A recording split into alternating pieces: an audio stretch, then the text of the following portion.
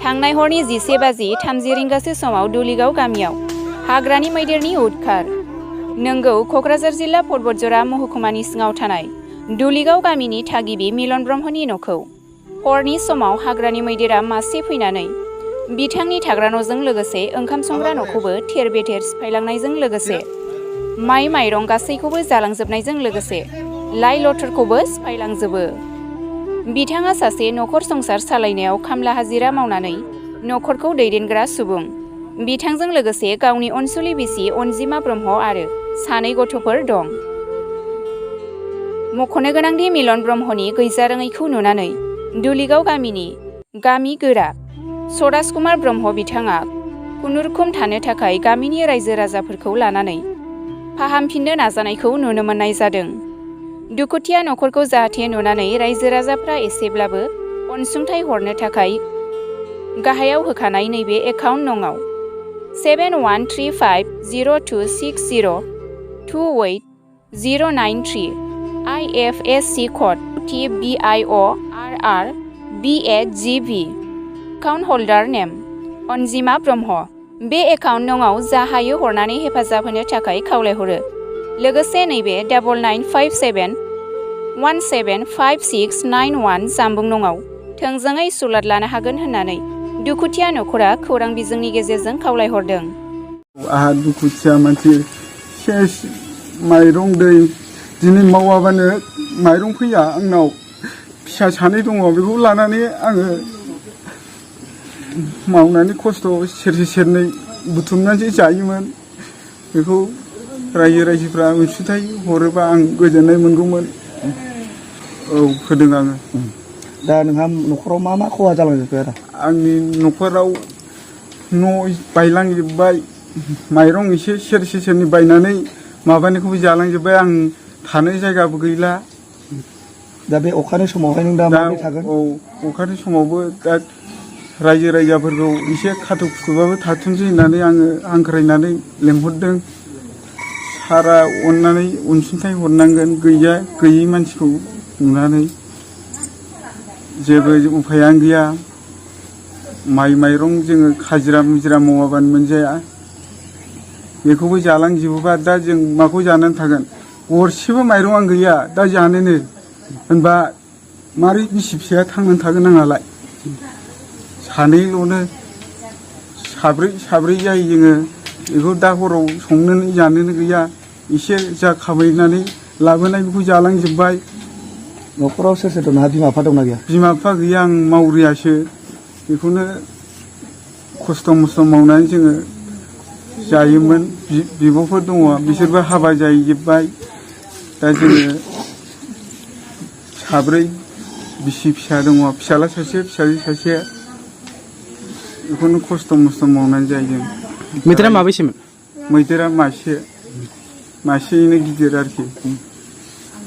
बे 11:30सोआव फैदों। आंबो गिनायजों मानायजों न' सिफायबा खारग'लांनो हानायखायसो, नङाबा जों सेस जाजोबगौमोन बिसि फिसा गासिबो।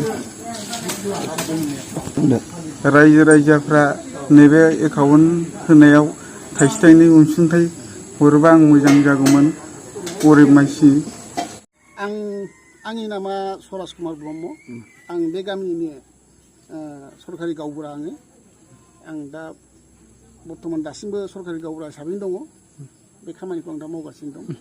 दा नोंथांमोननि नैबे दुलिगाव गामियाव थांनाय हराव जे हाग्रानि मैदेरा नैबे नोंथांमोननि गामियाव गोबां उदखार खालामनायजों लोगोसे नैबेनि थागिबिनि न'खौहाय जेरै सिफायलांजोबदों, बे बेलायाव मा बुंगोन? बेथ' जाथाया नंगौ। दिनै हराव फ्राय 11:30 समाव मैदेरा फैनानै नैबे जोंनि गामिनिनो मिलन ब्रह्मनि न'खराव फैनानै दा बेनि न'खौ नुगासिनो दं नोंथांमोना। दा बेखौ नाख्रेबनानै माबादों आरो मानसिया बेहाय खुनुरुखुम नैबे गंसे सिफायबाय थानाय समाव थाल मोननानै एसे गाव न'निफ्राय दर खेवनानै एसे नाहरबा जिनिसखौ नुनानै गिनानै खारनलांनो हादों। गथ' गथाय सानै दंमोन बेखौ लानानै दस्रा न'खराव लोरिलांनो हादों। दा बियो बिनि न'खरखौथ' सिफायलांजोब्बाय गाख्रेबनानै माबालांबाय आरोखि। दा थानोबो जायगा बेहा दा बर्थमान बिराद उसुबिदा जानानै दं। न'आ बोख्लाबजोब्बाय। दा आं बेखायनो एसे नैबे नोंसोरनि बे मिडियानि थ्रुयै बुंनो लुगैयो जे जों हयथ' बहाय नैबे फरेस्टनि माबाखौ जों खबर हरदोंमोन। खबर हरबाबो बिसोर फैदोंबाबो बिसोर इसेबां रिसपन्स होआखै आरो दायित्वबिहीन बायदि खामानि मावदों बिसोरो। जा बिसोरो गावसोरनि डिउटिखौ मावनांगौमोन बेखौ मावाखै। बेवहाय जोङो दुखु मोनदों एसे।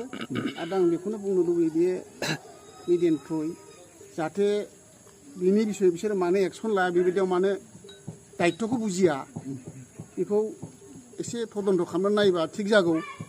मानसिफ्रानो फैबाबो गावसोरसो फासयलाबायनानै थायो। खुनु बोरै मा खालामनांगौ बेनि खुनु माबा गैया बिसिनाव। गावसोर लोंनाय बादि माबानासो थाजोबो मानसिफ्रानो।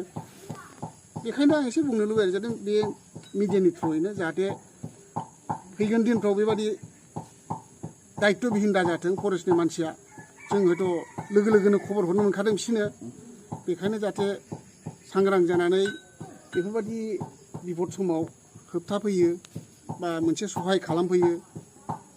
दा बेहाथ' न'खराव जानो लोंनोबो जा एसे एनै माइरं दैरं दंमोन बेखौबो सिलिंखार खालामलांजोब्बाय। आरो बेसारा ओरैनोबाबो दुखिया मानसिखा ओरैनो खुनुरुखुम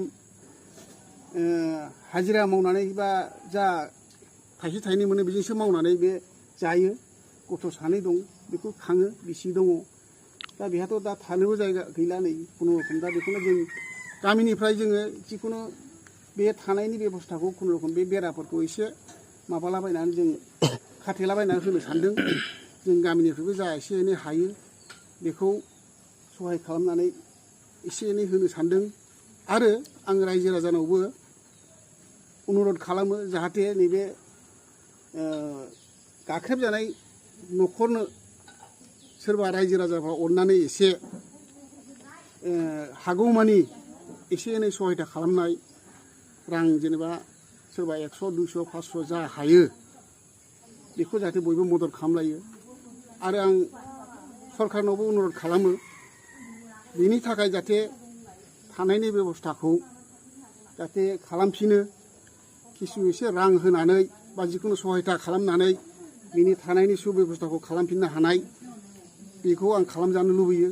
आरो जों रायजो राजा बेखौनो खावलायो जाहाथे बेहा जाहाथे थानो मोनफिननाय बादि मोनसे माबाखौ खालामनानै। जिहेतु जोंना रेभिनिउ भिलेज बियो, जोंनाव बहाय खुनु माबा गैया। दिनैसिम जाथाया बेबायदि जाफेराखै। जोंना बियो दुलिगाव फाद्रि रेभिनिउ भिलेजाव गोलैखायो। बहाय जोंना हा हुनि खुनु केलेंकारि गैया, बेबायदि माबा गैया। जों गोदो गोदायनिफ्रायनो थानानै थाबोजोबनाय बेवहाय। आं ओंखायनो दा बेखायनो बुंनानै जाहाथे हागौमानि रायजो राजाया बिनि जानबुं नाम्बाराव एसे एनै बिनि एकाउन्टआव सोनानै जाहाथे एसे एनै सहायता खालामलायो गावजों गाव सानसे बेलासे। बेफोरनि जाथाया जाहैदों सानसे बेलासे नोंनि आंनिसो गरनै गावजों गाव जा गरसे गरनै हायै सहायता खालामलायनाया आं बेखौ लुबैयो आरोखि। दा जोंबो गामिनिफ्राय जा हायो सेस्था खालामसै। जोंनाव गामियाव जा एसे एनै फान्ड दं बेजों जों सानसे बेलासे बिदिनो गावजों गाव नायलायो आरो नायगोनबो जाखिनि हागौ। आरो जों गामिनि सेंग्रासा गथ'फोरखौबो जों बेखौ एसे बेराफोरखौ माबाना होदो, रिपेयार खालामना होदो। आरो बेजों लोगोसे जाहाथे सरकाराबो अननानै जोंनि बे फरेस्टनि